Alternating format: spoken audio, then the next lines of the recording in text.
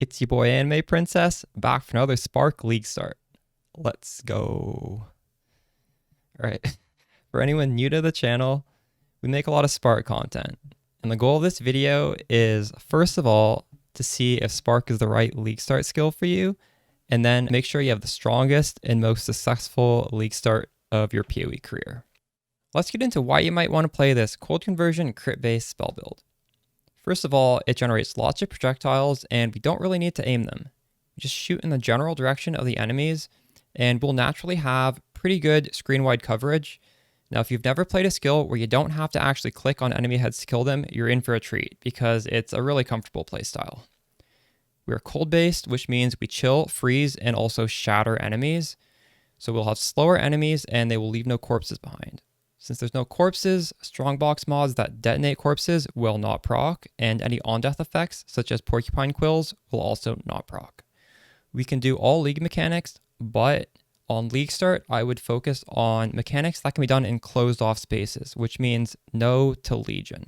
The reason being, on a Leaguestart, we have our lowest damage, which means we want to be in really tight corridors, for example, Toxic Sewer, where the sparks will bounce off the sides of the walls and just keep overlapping. Now, as we scale our gear, this doesn't really become important because we'll have enough damage to do open maps, but just keep this in mind for your first Leaguestart strategy. We are crit-based, which means we will be able to get really high DPS numbers. Spark gem itself has 190% damage effectiveness, which is pretty good, so any added lightning damage to spells will have good effect on Spark. Spark scales in general really well with investments. You will never run out of meaningful upgrades. We can scale with cast speed, crit multi, crit chance, projectile speed, skill effect duration, added flat damage, spell damage, LA damage, the list goes on. So since there's so many meaningful ways to increase our damage, Spark is a very fun skill to gear. Now, this build in particular is very flexible. You can choose to incrementally upgrade a standard crit spark, which is what generally this channel teaches you how to do. Now, if you're not aware, we have a playlist on the channel that will go in chronological order throughout the league and sort of hold your hand to show you a way you can grow your spark organically from Leaguestart to extremely strong endgame character. There's also an option where you can transition into self-chill later. I have a guide specifically on how to transition this build into self-chill once you have a little bit of investment going. You can also transition into an aura stacker spark if you want, and this is for ultra high investment only. Keep in mind, Spark is primarily a mapper on a Leaguestart. Its weakness is at bossing. If you are not a complete beginner, I wouldn't worry too much because I unlocked all my void stones with really budget gear. You just need to know the mechanics. And if you are a beginner, you can hire a boss killer. This is a really good resource. They can just come into your map, preload the boss, and instantly delete like Eater, Exarch, Maven, Uber Elder. You get your 4 void stones that way. And then you can keep mapping, farm up your gear until you can do these bosses yourself. All of these bosses have keys to them, and the keys generally sell for approximately what the drops are worth to begin with. So you're not punished for hyper-focusing on mapping as a Leaguestart strategy. Your takeaway from this should be focus on your strengths. You are picking Spark primarily for mapping and primarily to scale it over time in the long run. And then the weaknesses of bossing will disappear as you scale the skill. Let's walk through the leveling passive tree together. What we're looking at is the POB link, which can be found in the video description. You can open this up yourself using a program called Path to Building Community Fork. First thing to note is that there are a bunch of different leveling trees in the bottom left, and this is set up to show approximate progression to make sure you get a smooth transition through the whole campaign. We're going to start off with the first tree, Path out a Templar. We'll grab these nodes, which give us a good mixture of resistance, life, and damage. And we'll want to path over to grab Lightning Walker, which also gives us a nice boost of damage as well as resistances. The big keystone node over here is Ellie Overload. Now this will disable our critical strikes, but we'll have a boost of damage, and this will smooth out and increase our damage throughout the campaign. At the end of the day, we are a crit build, so at some point in the future, we will need to unspec LE Overload, which we will cover shortly. So just keep in mind, this is a temporary node. Going down a quick recovery will give us some mana regen and life to make the campaign feel comfier. We get some damage up here and some much needed stats over here. Once we flush out this tree, it's time to enter the first lab. We're going to kill a Zaro. Reference over here shows that we are going to be ascending to Inquisitor. We're going to be grabbing Sanctuary as our first ascendancy point. Throughout the next portion of the campaign, we're going to want to fill out this portion of the tree. We're going to get a bunch of reduced mana costs for our Spark. We're going to get some mana reservation efficiency to help fit in our auras, and we're going to get some nice damage nodes at the bottom. Now, before we enter the second lab, I advise you to grab some more life up here. After we kill a Zaro, we're going to grab Pious Path, which is a nice defensive node that gives us life regen. The third passive tree will carry us all the way into white maps. If you feel like you lack damage, you should grab Heart and Thunder and Breath of Lightning. However, if you prefer to be a little bit tankier, you can go for Purity of Flesh, as well as the mana reservation efficiency node Sovereignty. This will help us fit in additional auras. Before you kill Katava and finish the campaign, it's highly recommended to go finish your third lab, because after killing Katava, we lose resistances and it'll make the third lab a little bit harder. After we kill a Zaro the third time, we're going to grab Righteous Providence to set up for Uber Lab, where we will eventually want to grab Inevitable Judgment. The next passive tree focuses on setting up our tree for the crit swap. Now, the crit swap occurs after we kill Uber Lab and we get Inevitable Judgment. Inevitable Judgment has the line, critical strikes ignore enemy monster resistances, which highly incentivizes us to get crit capped. So we will be grabbing some critical strike chance, some more critical strike chance, and when we switch over to crit, we'll have enough damage where we can drop the dual wield scepters that we'll likely be using for a shield, and the nodes over here and over here boost our spell block, which is something we scale when we have the shield. These nodes aren't as important before Uber Lab, but you're going to want to grab them after Uber Lab. There are some more trees down here. However, this is beyond the scope of a Leaguestart video, and I do cover this stuff in the additional content in the Spark playlist anyways. I think this is a good time to talk a little bit about the other features of PoE. So we have some skills over here. There are a bunch of different sets, one for leveling, one to match the end game tree for white yellow maps. There's also one to match the crit swap.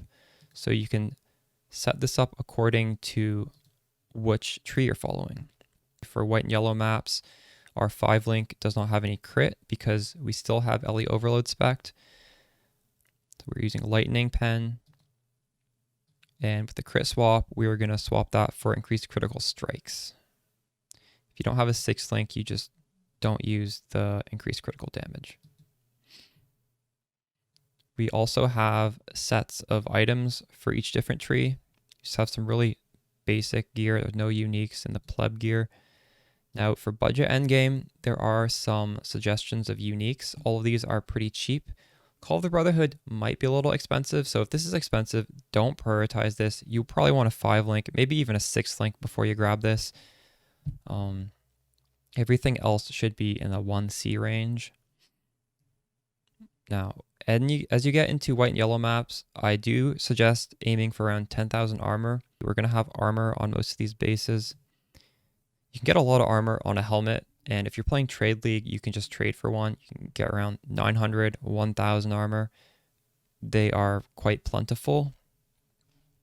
It's important to pick up armor when you get into maps because it's a big part of our early game defenses. These leveling notes are the most important part of this video because this is how we get through the campaign smoothly. You can find them in the path of building at the notes section. Right at the top, we have a regex for Tarkly. This is optional. You can copy and paste this into the search bar of the vendor, and it will highlight items of interest, namely movement speed boots and 3 links for triple blue and double blue with 1 green. Now, we're going to have a little bit of a weird league start because we're not going to start on a Spark character. We're actually going to make a Ranger first. The reason we do this is because Ranger can get Pierce support, which is something Templar does not have access to. We're going to start with the Ranger. We're going to have to kill Hillock, go through town, enter the coast, and at the end of the coast, you can go into Tidal Island. So once you go into Tidal Island, you got to kill Hillrake in there, and then this will unlock Pierce support from the vendors back in town. Once you get Pierce support, make sure you drop it in your stash, then you can exit to character selection and create a Templar as your actual Spark character. Now don't worry, you won't have to enter queue again as long as you do exit to main menu. Alright, so now Act 1, Templar. There's a note that says, favor using scepters over wands. This is because we want to use Leap Slam, and we cannot use Leap Slam with wands. Alright, so most of our gems are picked up in Act 1. We are going to have a 3-link for our Spark, which is Spark, Pierce, and then later on in Act 1, we get added lightning damage. We're going to use Frost Bomb and Frostblink linked with Arcane Surge. Arcane Surge you want to grab as early as possible to keep it at low level, because the lower level, the more often it procs, and the reason we use Arcane Surge is it gives us some mana regen. When you're running through Act 1 and Act 2, we actually won't have to cast Spark all the time because Frost Bomb with Frostblink should be enough damage to kill most packs, and this is much faster. So the strategy is when you see a pack of monsters, you click a Frost Bomb in the middle of it, and then you Frostblink forward to keep moving. You don't have to stop an attack. The stuff will die. The last few things are optional, although I would suggest using at least the first 2. Holy Flame Totem makes bossing really, really easy because this will heal you. It will also tank hits from the boss, and it will do damage to the boss. So it's like triple nice things. And then Flame Wall is also multi-purpose. First of all, you want to drop it under the boss so it's burning the boss, but also any sparks that you shoot through the Flame Wall will be ignited and they will do more damage. Orb of Storms is something where you just stand in, and every time you attack, it will shoot out some lightning. This is going to be important for later on, and you can also use it if you can fit it into your gems. It's some pretty nice damage. Now we're going to grab Clarity for our aura and Leap Slam at the end of Act 1. And this is going to start to be our main movement skill. Now we're going to Leap Slam off cooldown, and then every once in a while we can hit Frostblink. You can't Frostblink off cooldown because that has a cooldown, but Leap Slam you can just continuously do. So this will be very fast, the combination of Leap Slam with Frostblink. So Act 2, we're still going to be Frost Bomb, Frostblinking everywhere. And we're going to want to help Alira for the bandits because Alira gives us mana regen, it gives us some LA resistance, and later on we will make use of the crit multi. As for a 3-link, you can drop added lightning for faster casting. And there are 2 heralds we can get. Herald of Thunder is a must. We lose a bunch of flat damage on the wand crafts because we can't craft wands anymore this early. Herald of Thunder helps make up for it. It's also just really nice damage because it's shooting lightning bolts as we're running, killing trash, giving us some extra XP. In Act 3, I have a note here. So in the middle of Act 3, you're going to be in Temple of Lunaris, and after you kill the boss in Temple of Lunaris, you will have unlocked the prefix craft lightning damage to spells. So if you haven't picked up some decent rare wands yet, or if you have an open prefix on those wands, make sure you go to your hideout. You can craft on this bench craft to your scepters for more damage, and it will cost 4 transmutes for each scepter. The main thing for Act 3 is we want to do the Siosa quest in the library because Siosa sells us a lot of different gems that we want. First off, it will give us the 4th link to our Spark for when we pick up a 4-link, which is Inspiration. Inspiration is nice because it lowers the cost of Spark and also increases our damage. Now, by the time we finish Library, we will be able to graduate from this Frostbomb Frostblink combo. You can just get rid of Frostbomb, and we will want to use Orbistorms now. So our 4-link Orbistorms is Orbistorms, Ellie Prolif, Innervate, Ice Bite. And now when we see a pack of monsters, we can drop the Orbistorms, cast Spark, and like the whole screen is going to explode. Very, very good damage here. We will also be able to pick up faster attacks, which makes our Leap Slam a much faster movement skill. Sniper's Mark is a very high damage ability, which we can just put on a boss and it will stay there until the boss dies. It's a mark, it lasts forever. We also get Determination as a defensive aura. So you're going to want to drop some auras to fit this in. Maybe if you're using Herald of Ice, Herald of Thunder, drop some of those to fit in Determination. Do what you have to do. Maybe you can drop Clarity if you want to just use a mana potion instead. And after this, your gems are pretty much going to stay the same for the rest of the game. We have some small notes which we will go over. At the end of Act 4, we're going to have a choice of some gems, and one of them is Spell Echo. Now, this is going to be in our endgame Spark Link, and it's optional to switch it with faster casting right away. This will give us more damage at the expense of slightly less mobility, because Spell Echo sort of like stun locks you. It's preference if you want to do this or not. Act 5, you want to grab Sigil of Power, but you don't need to use it. Just start leveling it. The way this works is you want to stand in the AoE of Sigil of Power, similarly to standing in the AoE of Orbistorms. It just gives you more damage. You can start dropping Holy Flame Totem if you want, like if you don't have enough space to fit in this, just depending on what your link colors are.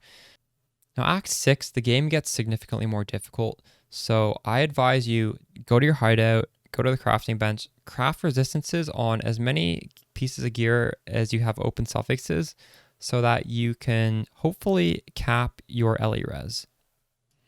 As for gems in Act 6, you can pick up Tornado. This is just something you shoot out when you are bossing.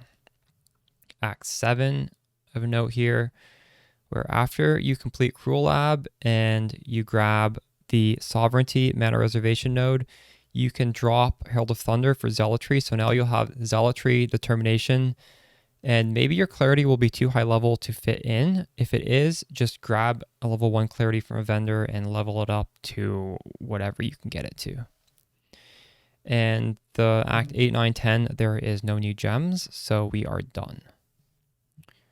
There is a note down here on Shield Swap, and this is applicable throughout the whole campaign. So if you ID a strong energy shield based shield with good stats, feel free to drop a scepter at any time for that shield, and you can still leap slam with a shield, or you can choose to do shield charge faster attacks. It's up to you. Eventually in mapping, like way past Leaguestart, shield charge faster attacks will probably feel better than leap slam, but it doesn't really matter right now. Also, when we get to maps, we're going to want to drop our Frostblink for Flame Dash, because Flame Dash has 3 charges. Down here, we just have a little summary of what all the gems should look like when you get through the campaign. Then there's a little reminder at the bottom, just make sure you take off Ellie Overload after you kill Uber Lab, which we already discussed earlier. As a longtime Spark content creator, I get several frequently asked questions every league, and this is a good point to address the most important ones. The first one being, which Pantheons do we choose? Well, in the path of building, you can actually find it, although it's hidden away, so let's just talk about that. For Major God, we go Soul of Brine King. This gives us freeze immunity and also pseudo stun immunity. It's pretty high value early on. For Minor God, I like to get Soul of Yugal. Now, this gives us reduced effective curses, and when you combine that with our Consecrated Ground, we're about 80% immune to curses, which is good enough. And actually, if you want a more defensive tree, you can path down here and connect around here. This will give us 100% curse immunity, I believe, with the new Devotion node. So there are some options for a more defensive tree which you can experiment with. As for Solar Eagle, it also gives us 50% reflect immunity, and then you can grab the mastery here for 60% reflect immune, and we don't have to worry about reflect maps. So Eagle, Brine King are two great options, which I generally pick myself. The second question is, how do we crit cap? So with the PoE that you guys have right now, if you choose the item set for early endgame, crit swap after lab, this is all very budget gear. You choose the skill set for endgame, crit swap after lab, and you choose the tree, early endgame, lab 4, crit swap. You know, this is all very budget, very easy to access. You will see we're at 99.6% crit chance, and the configurations in the PoE are set up for this tree. So we have Frost Shield at stage 4 that gives us a lot of crit chance, and we're using increased critical strike support, which, you know, in the future we can drop once we get more crit chance. You do want to try and get as close to 100% crit chance as possible, and if you're at 100%, you can, there's no advantage to being above 100%. So if you're above 100%, you can try and get way above 100%, and then you will be able to drop increased critical strike support in favor of another damage mod. So you'll have a pseudo 7 link. And we go into steps for how to do this in the deep dives. So that can be covered later on in your journey. The third most important question is, how do we generate our charges on a budget? Because you can get Harmony of Purpose as a Forbidden Flame and Flesh, and you can also get Conviction of Power as a Forbidden Flame and Flesh, which give us access to charges. However, most people will not be able to get these very expensive chase uniques. And to answer this question, we have to look at the endgame clusters tree. We can get all 3 charges on a budget, and it's actually very efficient to do it this way. So I would not recommend going too far out of your way to get those Forbidden Flame and Flesh chase uniques. So first off, Endurance Charge. It's a very, very high value, small cluster that gives Enduring Composure. Now this gives us 30% increased armor, which by itself is very good, but it also gives us gain 1 Endurance Charge every second if you've been hit recently, and we don't have evasion, so we are always getting hit. This is a must-have for Endurance Charges. For Power Charges, you will get that on your large cluster. There's a node called Storm Rider, which gives us 10% chance to gain a power charge when you shock a chilled enemy. We are using Call of the Brotherhood, so we chill everything, and we are 100% crit, hopefully, which means we are going to shock everything all the time. Storm Rider is how we get power charges on a budget, and there are videos going into what are the good nodes for cluster jewels, so we're not really going to talk about the large cluster in detail, but on a budget, just make sure you have Storm Rider as one of your 3 notables. Now for frenzy charges, there is a crafting guide on how to craft a DPS body armor in the Spark playlist, and that goes over how to get frenzy charge on hit on your body armor. So this is how we get the 3 charges on a budget. Do not feel like you need to get Conviction of Power. Do not feel like you need to get Harmony of Purpose. All right, now I'm going to mention 3 extra Spark resources that I think some of you guys are going to want to use. The first one is my Discord server, link in the description. Now, basically everyone in that Discord server has either played my Spark build in the past, they are playing it again this league, or they are a new player who is playing Spark for the first time. So this is a good place to just talk about the skill, make some new friends, chit chat, or if you have any questions, you know, there's a bunch of other people with some knowledge in there that can help you out. The second resource is my Twitch stream.